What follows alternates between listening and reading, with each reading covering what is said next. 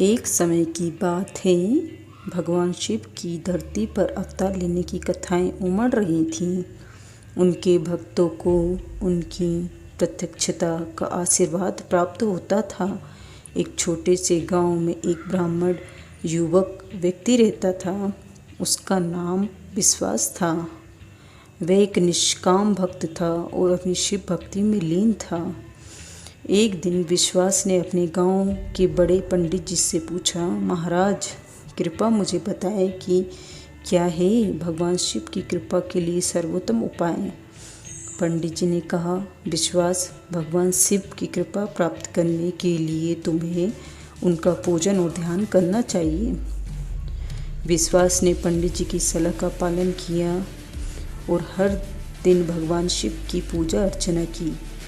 उनकी भक्ति में खोकर उसने अपने जीवन को एक उदाहरण स्थापित किया। उसकी आत्मा ने भगवान की प्रतीक्षा की और देखते ही देखते सालों साल बाद एक दिन ऐसा आया कि भगवान शिव ने विश्वास के समक्ष प्रकट होकर कहा, विश्वास, मैं तुम्हें अपने धारण के लिए धन्य करता हूँ। तुम्हारी भक्ति और निष्काम भावना को देखकर मुझे अत्यंत प्रसन्नता हुई है।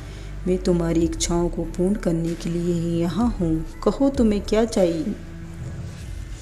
विश्वास ने हर्षित होते हुए कहा, हे महादेव, मुझे आपकी कृपा का अभिलाषा है कि मेरे गांव को सुख और शांति से भर दें।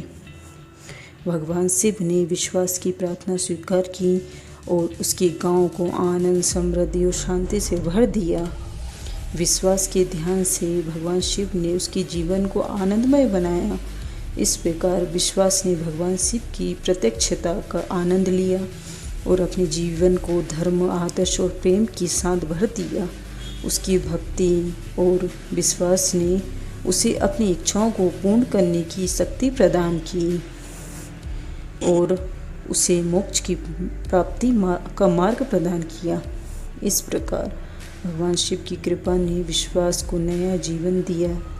उसकी कथा हमें यह सिखाती है कि भगवान की भक्ति, श्रद्धा और निष्काम प्रेम से ही हम असली सुख और समृद्धि का अनुभव कर सकते हैं।